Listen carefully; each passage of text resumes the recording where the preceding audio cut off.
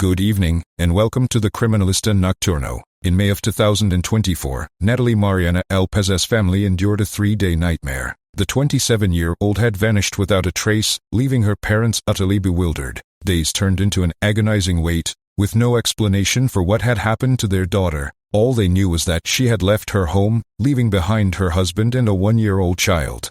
At midday, with the mystery still hanging heavy in the air, Natalie's mother invited her son-in-law, Julio César, for lunch at her home in Yucatán, state of Mexico, as she did almost daily. She repeated the question that kept her awake at night: "What do you think happened to her?" As his only response, Julio César insisted Natalie had gone to Mexico City, possibly to visit an aunt. But César's story didn't convince Natalie's mother. It wasn't like her daughter to abandon her family like that. Something else had to be going on, and they wouldn't have to wait long to find out. After reporting her disappearance, the police arrived at Julio César and Natalie's house to search and corroborate the husband's words. Instead, they found a terrifying scene hidden behind the marital bed. The case of Natalie Mariana López colder and, though deeply shocking, hasn't been widely covered by the media, perhaps overshadowed by the horrific wave of femicides in Mexico.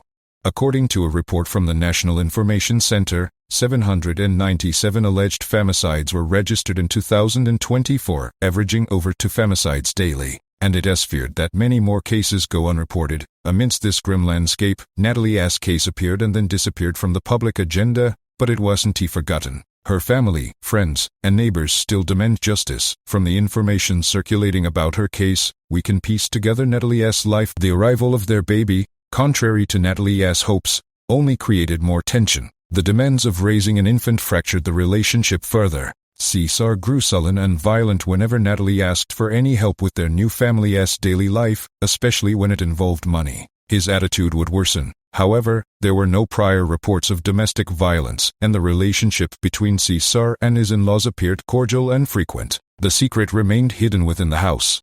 And then, those daily tensions escalated to another level. On May 17th, according to several nearby witnesses, their arguments continued throughout the day. Screams and thuds were constantly heard, and as night fell, neighbors were sure it would end badly. Yet, no one called the police. According to Natalie's husband, after her disappearance, she got tired of arguing that night. She told him she was fed up with everything and left without another word.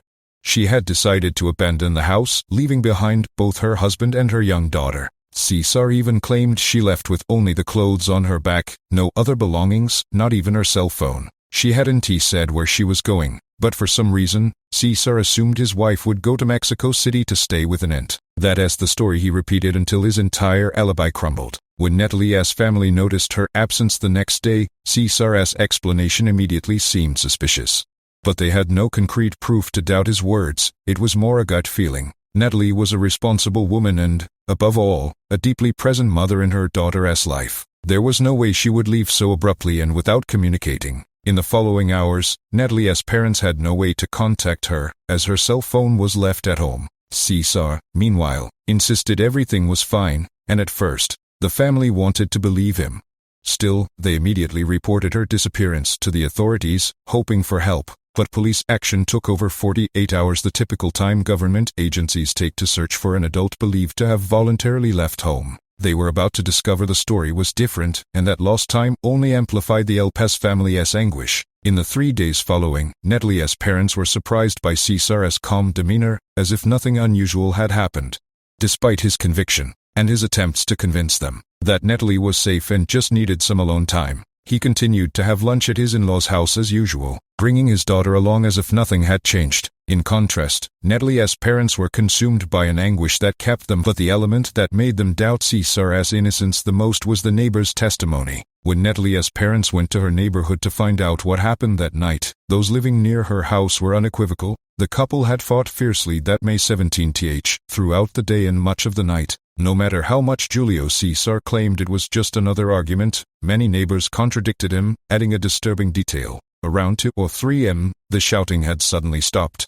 No one claimed to have seen Natalie leave the house, as her husband asserted, and that was especially suspicious. Natalie's family was desperate for the police to begin the search as soon as possible, but the first 3 days passed without significant progress. César's alibi and calm demeanor seemed to have diffused initial suspicions, despite the neighbors providing a very different version of events. What no one knew at the time was that Cesar was secretly working inside his house, hiding something he had to keep concealed at all costs. Natalie's family had no idea that the truth about their loved one's disappearance was about to be revealed in a terrifying way. Sound of a pickaxe striking concrete or a jarring sound effect. During the days Natalie remained missing, her missing person poster with all her details was widely circulated in the media.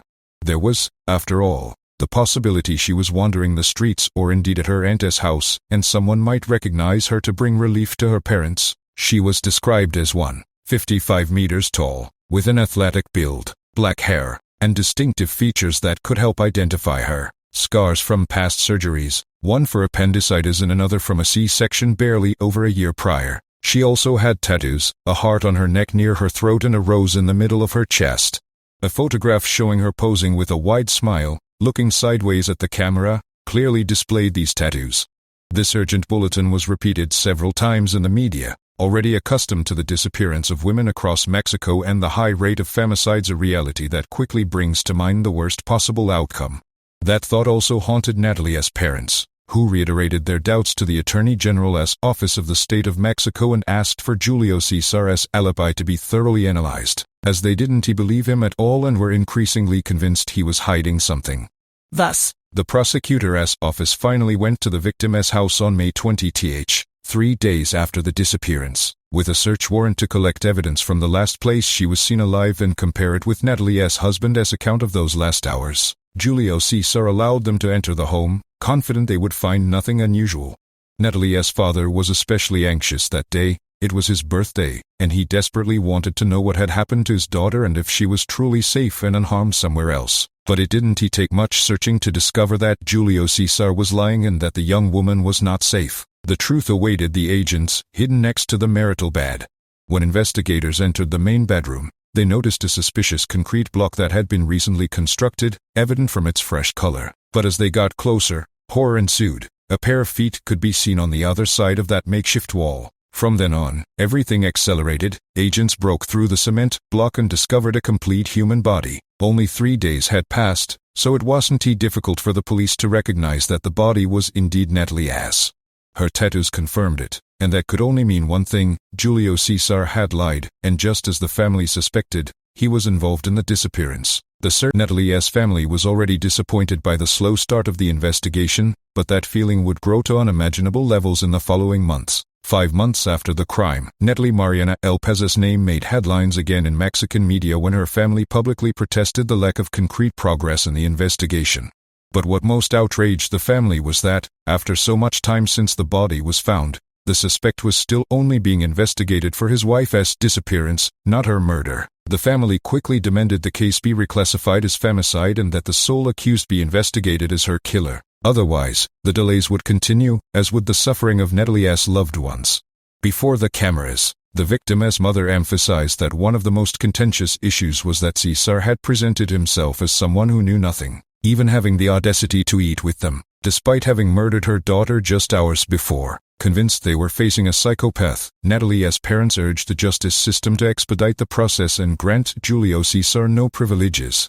On this last point, the family grew especially concerned, as over the months they learned that the accused had relatives connected to Mexican political power. They fear this could lead to the femicide going unpunished and that they are trying to bury the case so no one else demands that man pay for his crime. Consider adding a call to action here, or after the next paragraph. If you find this story compelling, please like this video and consider subscribing to Criminalista Nocturno for more in-depth true crime cases. Just as Natalie's name reappeared 5 months after the crime, it quickly faded from public discourse again. The last reports date from November 2024, and as of March 2025 when this video was recorded, there are no public updates indicating any changes. Mexico is a country particularly ravaged by high rates of violence against women, especially hundreds of femicide cases that make headlines year after year. The 797 femicides reported in 2024, of which Natalie's is one, represent a decrease in cases compared to the 833 registered in 2023. But this is not good news, as the numbers remain alarming. This is reported by the National Information Center, which also provides a detailed review of the areas in Mexico where the most femicides occur. At the state level, The municipalities leading this grim ranking are Juarez, Chihuahua, with 25 cases, followed by Tijuana, Baja California, with 17, and Iztapalapa, Mexico City, with 14. The problem is global. According to United Nations data, a total of 140 women and girls die every day worldwide, mostly at the hands of their partners or close family members, meaning one woman is murdered every 10 minutes.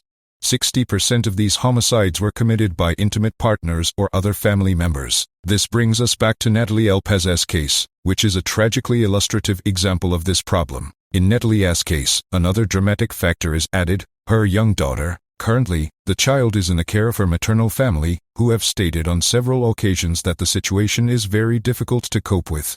They wonder how they will tell the little girl, as she grows up, what happened to her parents. Although she is currently under 3 years old, she will soon begin to ask questions and will have to build her story and identity from a profoundly painful past. Natalie's mother, speaking about the issue on camera, has appeared heartbroken.